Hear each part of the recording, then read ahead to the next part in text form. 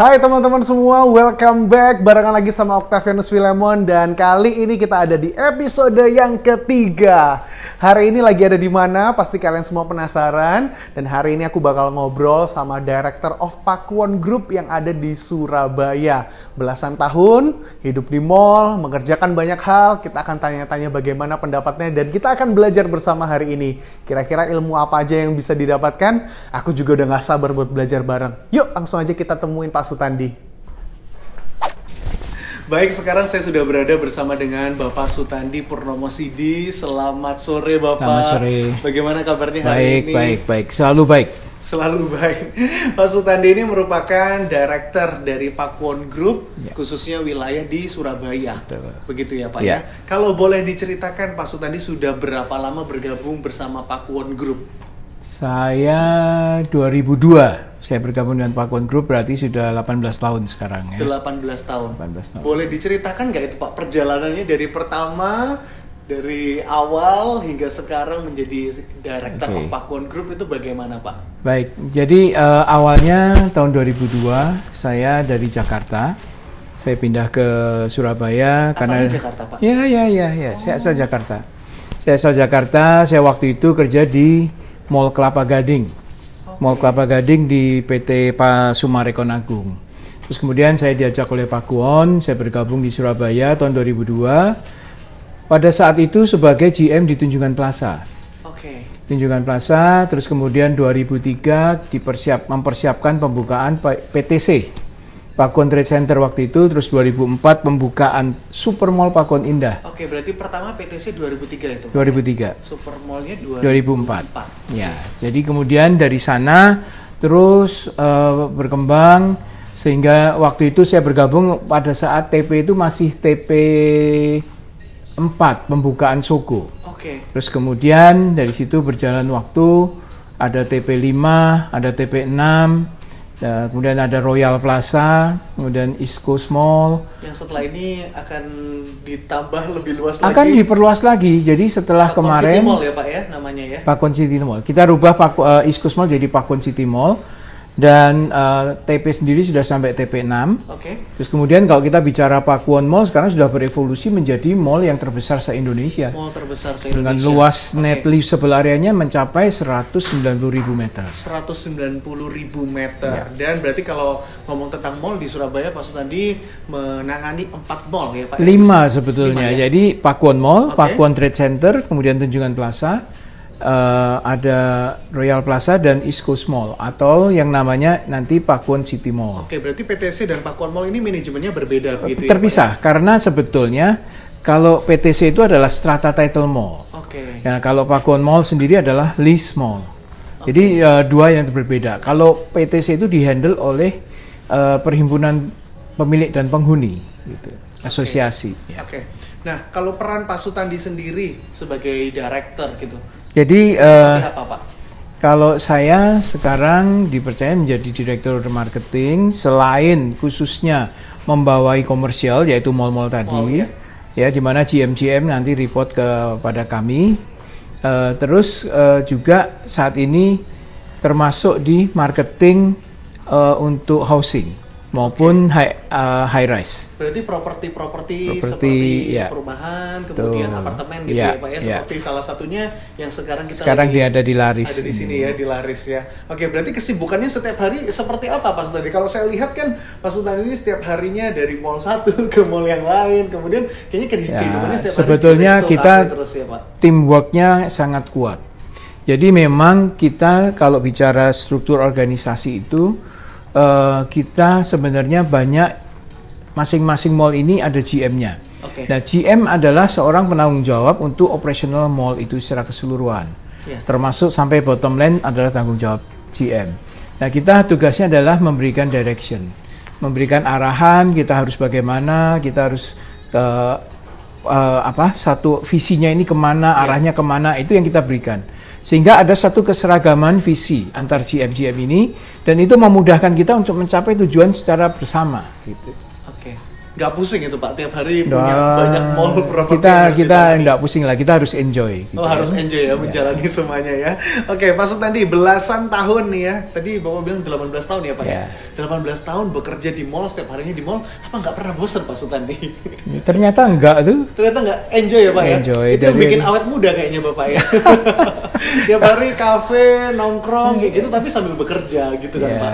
Jadi kalau mau awet muda sering-sering datang ke mall lah. Gitu, nggak pernah jenuh gitu Pak? Ya mau jenuh gimana ya, mungkin teman-teman saya yang kerja di pabrik lebih jenuh kali ya. Gitu ya, jadi pas nanti menikmati pekerjaan gitu ya? Sangat enjoy. Itu yang paling penting, harus menikmati pekerjaan. Ya.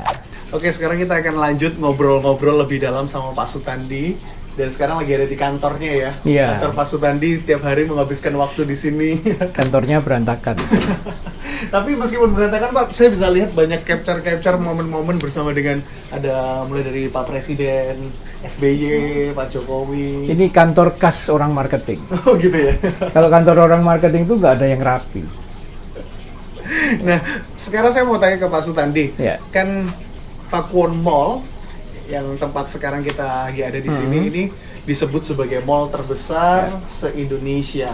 Kalau boleh tahu Pak, faktor apa saja yang mempengaruhi sehingga Pakuwon Mall bisa disebut sebagai mall terbesar se-Indonesia? Baik, jadi memang Pakuwon Mall ini dengan luas net leasable area yang mencapai 180.000 meter persegi, memang saat ini adalah yang terbesar di Indonesia. Itu belum dengan tambahan kemarin dibukanya Home Pro. Ada tambahan 10.000 meter lagi sehingga mencapai hampir 190.000 meter persegi untuk luasnya Pakuwon Mall ini. Dan tentunya ini kalau bilang adalah nomor 1 di Indonesia dari sisi luasan. Yang kedua itu Tunjungan Plaza. Tunjungan Plaza itu justru juga nomor 2 terbesar di Indonesia. Dengan luas 165.000 meter persegi. Jadi kalau selisihnya nggak terlalu banyak ya? Nggak terlalu banyak, ya? Tetapi untuk yang berikutnya, yang ketiga itu Grand Indonesia, itu ada di Jakarta. Luasnya sekitar 150.000 meter persegi. Nah, jadi kita di Surabaya ini boleh berbangga bahwa 2 mall terbesar di Indonesia itu ada di Surabaya. Meskipun mall di Jakarta bisa puluhan, bahkan mungkin mencapai ratusan di Jabodetabek, tetapi kalau dari sisi yang 2 terbesar itu ada di Surabaya. Kenapa kok bisa sampai ada mall begitu besar di Surabaya? Pakuwon ini sudah merupakan pionir di dalam mengembangkan konsep mall. Nah, konsep ini kita mulai dari Tunjungan City, di mana waktu itu kita membangun Tunjungan Plaza itu fase per fase, phase per phase, to phase. Nah, jadi di sini tidak terasa dari TP1, TP2, TP3 sampai sekarang TP6. Wah, itu yang kemarin banyak orang bilang katanya destinasi wisata di Surabaya TP1, 2, 3, 4, 5, 6 karena saking luas dan besarnya gitu ya Pak Sutandi. Kita juga berharap sebetulnya kalau dalam waktu dekat kita akan bisa membangun lagi TP7. Karena land bank untuk TP7 itu sudah tersedia. Ya. Nah, itu untuk yang TP ya Pak ya? TP. Kalau untuk Pakuwon Mall sendiri, karena kan dulu PTC Super Mall sehingga sekarang berubah nama menjadi Pakuwon Mall 1, 2 dan baru saja buka yang 3 yang Home Pro ya Pak. Apakah ada rencana untuk akan ditambahkan kembali extension untuk mempertahankan supaya tetap menjadi yang terbesar se-Indonesia? Baik, jadi kalau Pakuwon Mall sendiri juga sama, konsepnya kita kembangkan, kita bangun melalui fase per fase. Awal 2003 kita buka PTC, kemudian 2004 kita buka Pakuwon Super Mall waktu itu. Super Mall Pakuwon Indah namanya. Kemudian kita juga sempat membangun Oasis, tetapi kemudian hanya sebentar kita rombak menjadi Pakuwon Mall, di mana kita membangun extension dari Super Mall Pakuwon Indah itu menjadi Super Mall Extension 1 dan 2. Artinya sebetulnya sudah ada 3 saat ini. Super Mall 1, 2, dan 3. Nah, kalau udah dibilang Home Pro itu adalah Pakuwon Mall fase 4. Nah, dengan sini kalau kita ditanya, apakah kita punya planning untuk membesarkan mall ini lagi? Sebetulnya dari sisi land bank, Pakuwon Mall ini jauh lebih luas. Ketersediaan land bank jauh lebih banyak. Tetapi apakah kita akan terus kembangkan dengan memperbesar mallnya? Tentu tergantung dari market.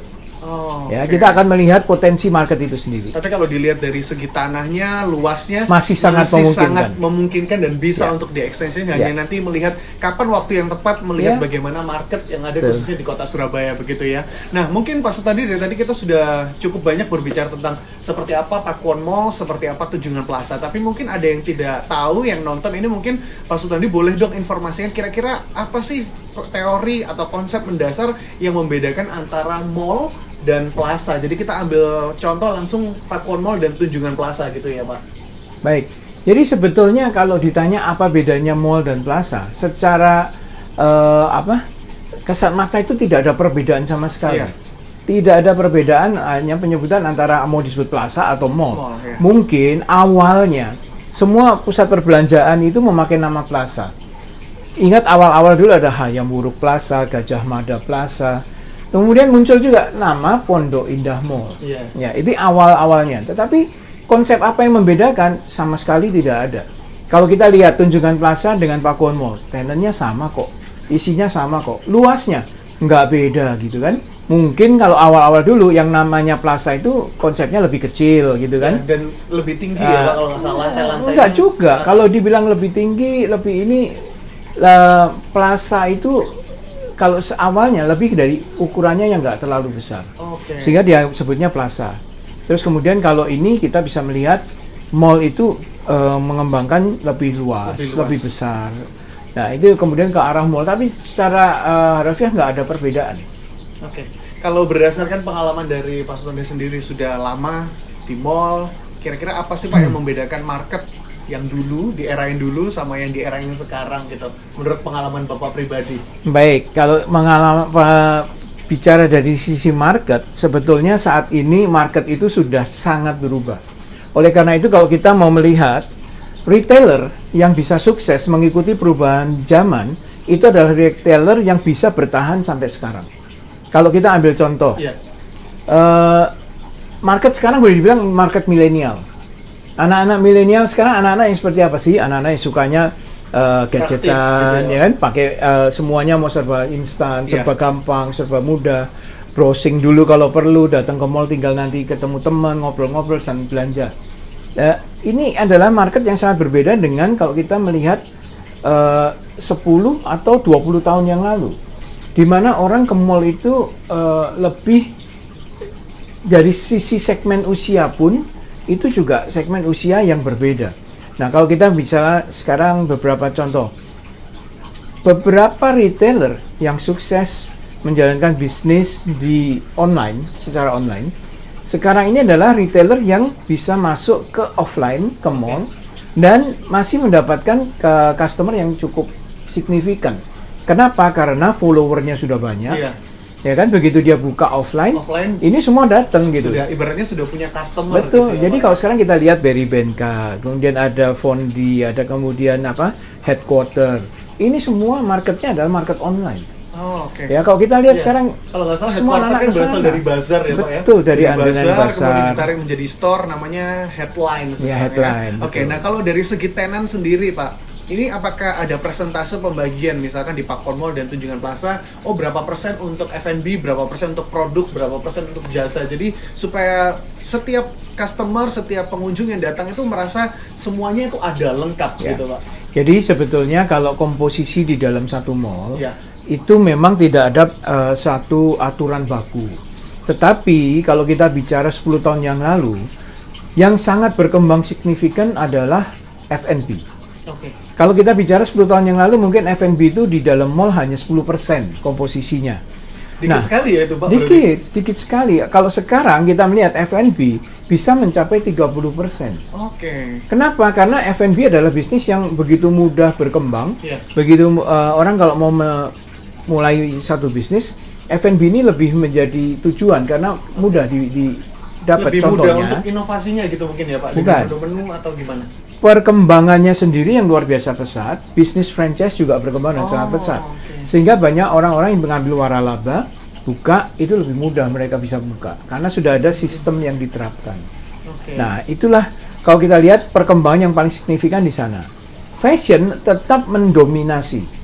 Kalau kita bicara tentang komposisi di dalam satu mall, fashion itu boleh bilang hampir boleh bilang 60%, 50 sampai 60% itu fashion. Jadi dari dulu sampai sekarang masih tetap untuk fashion masih nomor bertahan satu sampai sekarang ya Pak, karena mungkin itu juga menjadi kebutuhan utama bagi setiap orang juga. Begitu ya. Nah, kalau melihat sekarang Pak, dari Bapak posisi berada di manajemen bersama dengan tim, kira-kira inovasi apa saja sih yang dilakukan melihat perkembangan zaman itu tadi? Dimana kita juga melihat pasti secara market beda cara mereka untuk jalan-jalan di mall, cara mereka untuk berbelanja di era dulu dan sekarang. Inovasi apa yang terus dilakukan oleh Pakuwon? Oke. Baik, jadi kalau kita bicara inovasi di dalam suatu promosi, untuk bagaimana kita bisa mempertahankan crowd datang ke mall, ini sekarang juga terlihat ada suatu perubahan, perbedaan. Dulu, 5 tahun yang lalu lah katakanlah masih, kita sangat mengandalkan yang namanya koran. Ya, newspaper. Nah, kalau koran ini begitu kita pasang iklan setengah halaman, 1 halaman, ini efeknya sangat kuat untuk bisa menarik orang datang ke mall. Kemudian juga kita fokus selain dari sisi media promonya, sekarang ini perubahannya melalui online. Jadi kita memanfaatkan yang namanya sosial media seperti Instagram, kemudian Twitter dan juga Facebook, di mana kita dengan budget yang sangat minim, tetapi reach-nya atau cakupannya ini sangat luas. Ya, kita bahkan merasa sekarang kita membuat event, contohnya Basar, Pakuwon Basar gitu kan. Hanya dengan promo melalui sosial media, itu responnya nggak kalah dengan waktu kita pakai koran 1 halaman. Gitu kan. Nah, ini ada suatu perubahan. Kenapa? Karena market pun sudah berubah. Yang tadinya market milenial itu masih anak-anak, masih tergantung orang tua, sekarang mereka sebagai decision maker. Iya, mereka mau kemana gitu kan? Bahkan kadang biasanya anak yang mengambil keputusan untuk keluarga mau kemana hari ini, dan orang tua juga memberikan pertanyaan untuk anak maunya kemana, karena mungkin referensinya jauh lebih banyak sekarang lewat sosial media. Itulah kenapa kita dari sisi promotion sendiri untuk crowd pooling, kita masih sangat mengandalkan yang namanya talent show. Ya, live show, kita datangkan talent-talent seperti contohnya SpongeBob, ya kan, Dora Explorer gitu kan. Di Tunjungan Plaza Minion, Transformers. Itu yang kita datangkan minimal 5 kali setahun sebelum pandemi ya, karena sekarang dalam masa pandemi ini kita juga nggak bisa membuat suatu event untuk crowd pooling.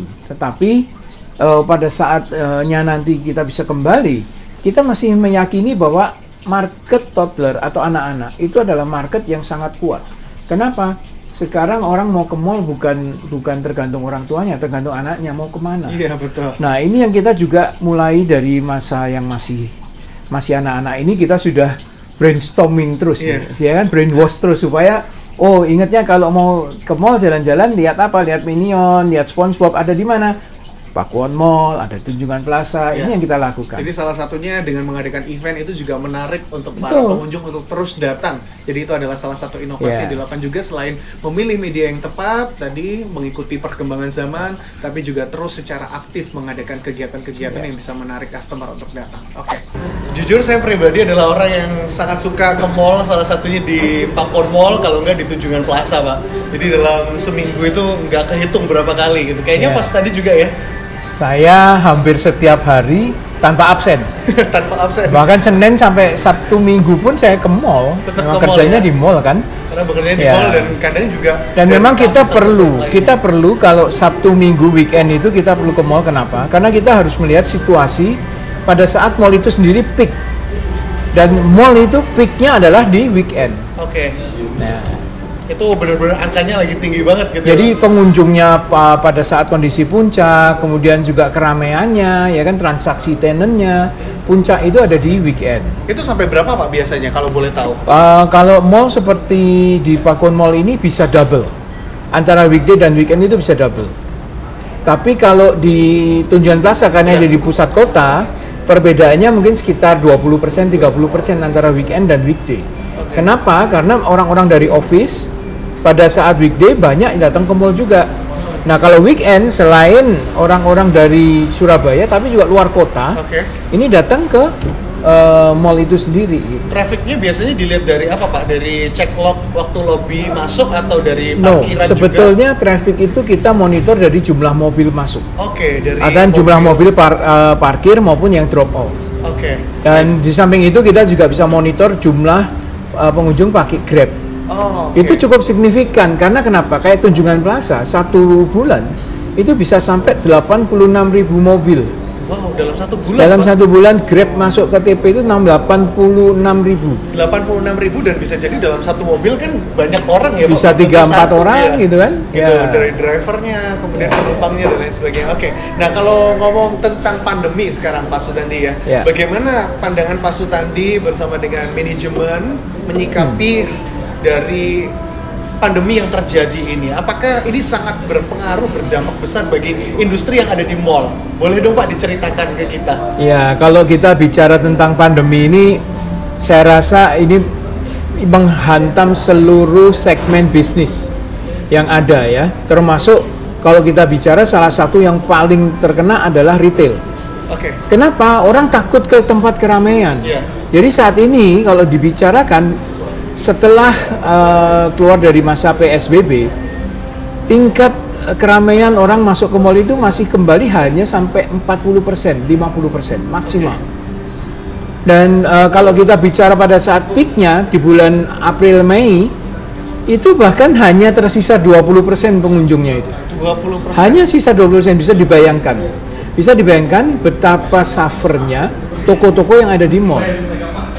Karena apa? Nggak ada yang datang, nggak ada yang belanja. Iya. Sales mereka drop. 90% dropnya, cuma sisa 10%. Dalam kondisi seperti itu, F&B dengan tidak boleh dine-in, omsetnya sangat menyedihkan. Tapi di bulan-bulan ini di saat Nah. ini sudah mulai naik dari 40 ke 50 itu tadi. Betul. Jadi setelah PSBB, sekarang masuk bulan Juni, Juli ini sudah bisa naik sampai 40%, bahkan beberapa itu salesnya bisa mencapai 50%. Sampai 50%. Jadi ini cukup bisa dilihat cukup ada peningkatan. Ada peningkatan yang signifikan. Oke, Dan nah. kami optimis, kita optimis bahwa ke depan ini juga akan kembali normal. Tentunya kita melihat nanti yang segera diharapkan adalah penemuan vaksin. Oke. Kalau vaksin sudah ditemukan, ya corona seperti dengan virus-virus yang lain. Jadi kalau tadi kita sempat ngobrol pas tadi bilang kita harus bersahabat gitu ya Pak ya. Kita harus bersahabat dengan corona. Kenapa? Life must go on. Iya, betul. Karena kalau enggak, faktor ekonomi itu akan sangat berpengaruh. Iya. Dan kalau sampai ke sana, krisisnya bukan krisis kesehatan lagi. Yang terjadi krisis sosial. Nah, kalau sampai terjadi krisis sosial, kerusuhan di mana-mana, Iya, kejahatan di mana-mana. Mengembalikannya susah itu Pak. Wah, itu lebih parah itu. Lalu kalau saya boleh tahu langkah-langkah apa saja yang diambil oleh Pak Sutandi dan juga manajemen menghadapi hal Oke, tersebut? jadi kita mempunyai beberapa terobosan. Terobosan ini antara lain contohnya, kalau sekarang orang takut ke mall, Iya. kita menyiapkan yang namanya personal shopper. Oke. Personal shopper itu apa? Di Tunjungan Plaza kita ada Tasya, di Pakuan Mall ada Pamela. Itu Kita hanya tinggal telepon. Namanya diambil dari karena berdekatan ya Pak. Kalau Pak Kormol, Pak Mela, Ya, Tunjungan Plaza, Tunjungan Tasya. Plaza. Oke. Ya, personifikasi lah. Iya. Nah, ini tujuannya adalah supaya memanfaatkan fasilitas teknologi yang ada, Oke. ya kan, online, tetapi orang dilayani secara person, sehingga servis tidak lepas, tidak putus. Oke. Nah, ini yang kita buat, sehingga tinggal angkat telepon, mau cari apa bisa tanya, Oke. mau WA langsung bisa kita dijawab. Jadi langsung dibelanjakan Ya. oleh Tasya dan Pamela itu tadi. Dan itu tidak kena ongkos sama sekali. tidak kena ongkos dan ada just tip Tidak ada just tip-nya sama sekali. Jadi hanya ongkos kirim aja lah kirim ditanggung sama pembeli. pembelinya. Ya. Oke. Dan kalau langkah-langkah saya yakin pasti banyak yang diambil oleh Pak Sutandi bersama dengan manajemen seperti protokol kesehatan pasti diterapkan dengan baik. Ya, kalau kita bicara protokol kesehatan bahkan sebelum PSBB pun Ya. kita itu sebetulnya sudah menerapkan yang namanya new normal. Betul. Kalau Kenapa? saya lihat malah kayaknya pertama kali langsung Bapak membuat bilik-bilik disinfektan di depan Bilik Tunjungan disinfektan itu justru kita malah disupport, diberikan gratis oleh Pemkot. Plaza. Oke. Diberikan di semua mall di Surabaya ini dikasih Oke. gratis. Terus kemudian kita juga yang pertama menerapkan kawasan wajib masker. Kawasan wajib masker di mall-mall Iya. sebelum keluar peraturan wali kota. Kita sudah mengeluarkan jalan. dulu. Kita sudah jalan. gitu. Oke. Nah, saya jadi tertarik tadi kalau misalkan Pak Su tadi bilang di awal-awal pandemi ini sampai tersisa, kalau tadi misalkan Bapak kasih gambaran 100%, F&B itu hanya 10% gitu ya Pak pendapatannya. Dan sekarang udah mulai kembali 40 sampai 50. Nah, menurut Pak Sutandi melihat hal tersebut, melihat retail khususnya di bidang F&B, gimana cara supaya mereka itu bisa bangkit Pak ke 40 atau 50? Kan kalau kita lihat sekarang banyak banget yang mengeluh karena akhirnya harus tutup karena operasional tidak bisa jalan. Gitu. Ya, jadi memang kita perlu satu pengertian, saling pengertian dengan tenantnya.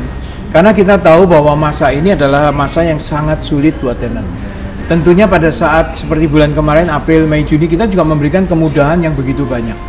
Bahkan sampai ke rent free dan sebagainya kita berikan. Kenapa kita mau menjalankan seperti itu? Karena kita tahu ke depan kita masih terus akan berpartner. Kita ini adalah partner. Sehingga kita harus terus bergandengan, kita jalan dengan baik ya kan, supaya bisa melewati masa-masa sulit ini bersama. Kalau nanti masa sulitnya sudah lewat, ya tentunya kita harapkan akan kembali take off kan. Dan saya perkirakan harusnya nanti sekitar bulan Oktober, November ini sudah akan lebih baik lagi dari sekarang. Oke. Nah, ini kita akan masuk Pak ke beberapa pertanyaan terakhir sebelum kita mengakhiri episode kali ini gitu ya Pak Sutandi. Dan kemarin karena ini topiknya menarik, hari ini saya akan bicara all about mall, semua tentang mall.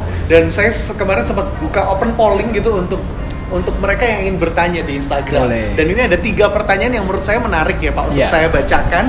Kalau yang pertama tadi saya sudah sempat singgung bahwa kalau misalkan protokol kesehatan di sini baik dari karyawan, internal maupun eksternal pengunjung itu sudah pasti diterapkan. Tapi bagaimana pihak manajemen dalam mengatasi tenan khususnya dalam hal pandemi, karena itu tadi ya Pak, omset mereka tidak menentu, bahkan ada yang tidak bisa jalan, tentu tidak bisa maksimal. Bagaimana manajemen menanggapi hal tersebut, mulai dari biaya sewa, karena mereka juga harus bayar karyawan dan lain sebagainya. Boleh diceritakan Pak? Baik, jadi kalau kita melihat seperti yang saya bilang tadi, kita banyak melakukan restructuring. Kalau tenant-tenant yang merasa kesulitan ya kan untuk melakukan satu pembayaran bisa datang ke manajemen. Kita akan bicara B2B. Ya, bagaimana? Karena masing-masing bisnis berbeda.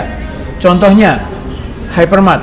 Hypermart adalah bisnis yang tidak terpengaruh. Kalau kita melihat apotek ataupun farmasi, mereka di saat pandemi justru jual vitamin C laku keras. Justru penjualannya semakin meningkat ya Pak di beberapa tenant seperti ini berbeda dengan contohnya F&B, contohnya fashion. Nah, tentunya kita juga bisa untuk memberikan satu relaksasi lah. Apakah itu berupa penundaan pembayaran gitu kan, pembayaran sewa dan sebagainya. Ini kita bisa atur, nggak apa-apa, datang aja, kita akan bicara B2B. Oke, jadi ini saya juga menarik kesimpulan dari yang tadi sebenarnya Bapak juga sempat bilang bahwa di sini diperlukan pengertian gitu ya Pak. Saling pengertian lah. Jadi antara tenant dengan pengelola maupun pemilik mall, ini selalu harus ada komunikasi yang baik. Sehingga kita bisa memahami bisnisnya seperti apa, kesulitannya seperti apa, dan kita mau memberikan solusi, way out. Oke. Dan mereka yang mampu bertahan itu balik lagi kalau tadi kita sempat bilang mereka yang benar-benar bisa mengikuti inovasi ya Pak, karena dari pihak manajemen juga mengikuti perkembangan zaman seperti apa inovasi. Satu hal yang perlu dicatat, meskipun sales secara offline itu drop sampai 90% tadi pada saat peaknya, tetapi penjualan secara online-nya ini naik. Delivery kalau dari F&B tenant ini naik. Dan kenaikannya ini bisa lumayan untuk mengcover yang drop di offline-nya tadi. Jadi harus menyesuaikan makanya juga. Memanfaatkan teknologi sosial media itu sangat penting. Dan kalau tadi kita sempat jalan juga Pak, itu sekarang diterapkan juga one way itu di seluruh mall. Itu dari mana Pak? Dari Jakarta kah? Atau justru itu ide awal adalah dari Surabaya, dari Tunjungan Plaza. Dari Tunjungan Plaza. Awalnya adalah kita pada saat itu saya berbicara dengan Bapak Pangdam 5 Brawijaya, Pak Maijen Widodo. Beliau mengatakan bahwa dia di dalam menerapkan protokol corona ini untuk prajurit-prajuritnya, dia selalu menerapkan kalau bisa dilakukan one way traffic. Pintu masuk, pintu keluar dipisahkan. Terus kalau bisa diterapkan di mall bagus ini Mas katanya. Nah, dari situ kita tangkap idenya, why not? Karena yang ingin kita ciptakan adalah trust, kepercayaan masyarakat bahwa ke mall itu aman. Nah, salah satunya kita bikin one way di dalam mall, trafficnya ini one way, foot traffic. Tujuannya sirkulasinya supaya enak dan orang tidak saling berpapasan. Nah, iya. kenapa kok Mengurangi kontak berpapasan? fisik ya, Pak? Sebenarnya bukan kontak fisik, tetapi kekhawatiran psikologis. Oke. Kalau kita berpapasan, kadang kan kita tahu bahwa penularan COVID Iya, ini melalui droplet. Iya. Ya kan kalau nggak papasan, lewat dari satu Rasa sama lain lebih nyaman kalau lebih jalan-jalan. nyaman. Iya. Jadi Oke. itu yang kita ingin ciptakan. Oke, pertanyaan terakhir Pak, dari mereka yang bekerja di industri event, para entertainer ini kayaknya Iya. yang bertanya ya Pak ya, kapan mall mulai menyelenggarakan kegiatan-kegiatan lagi Pak? Kan kalau dulu nampaknya setiap hari itu Pakuwon Mall, Tunjungan Plaza selalu ramai diisi dengan event-event baik di atrium dan lain sebagainya. Kapan ini Pak? Kita udah rindu ini Pak Sutandi. Oke, jadi kalau kita tanya kapan, pada saat seperti sekarang, kondisi sekarang, Iya, tidak ada orang yang bisa menjawab kapan. iya. Tapi jawaban saya bisa pastikan, itu akan terjadi apabila vaksinnya sudah ditemukan. Kalau vaksin sudah ditemukan, orang nggak ada yang takut lagi. Iya. Tinggal suntik aja, kita kebal terhadap corona kan. Oke. Sehingga kita bisa datangkan event, kita kembali bisa menggelar seperti itu. Kapan? Kapan vaksin bisa keluar? Saya dengar sudah ada 2 perusahaan dari luar negeri yang sudah sangat dekat untuk menghasilkan vaksin itu. Dan kemungkinan besar sampai akhir tahun ini sudah akan bisa ke pasar. Nah kalau ini bisa keluar, awal tahun depan kita sudah bisa lari lagi lah. Oke, jadi dipastikan kalau misalkan vaksin ini keluar, mall pun sudah siap untuk event dimulai ya Pak? Bahkan sebelum vaksin keluar kita sudah mulai siap-siap kok. Sudah siap untuk event? Ya, kita sudah mulai mencoba melalui basar. Ya. Kita siapkan basar sales basar Oke. dan tentunya tetap menerapkan protokol yang namanya physical distancing. Oke. Counter antar counter pun kita batasi jaraknya, gitu kan? Dan semua aturan kita buat. Well, gak kerasa sudah hampir setengah jam ini Pak Sutandi kita ngobrol dan banyak hal yang sudah Pak Sutandi bagikan ilmu-ilmunya. Makasih banyak Pak Sutandi. Sama-sama. Semoga bermanfaat buat mereka semua yang menonton dan tentunya jangan takut ke mall ya Pak ya. Oh iya, tentu. Aktivitas harus terus jalan, kita tetap harus produktif. must go on, kan? Life must go on. Ya. Terima kasih banyak sekali lagi buat Oke. Pak Sutandi dan terima kasih juga untuk Namhyong. Terima kasih juga untuk Pakuwon Mall yang sudah menyediakan tempat hari ini kita untuk syuting. Dan teman-teman semua jangan lupa buat subscribe, like, komen, dan juga share ke teman-teman kalian. So everyone, thank you for watching and of course, you can.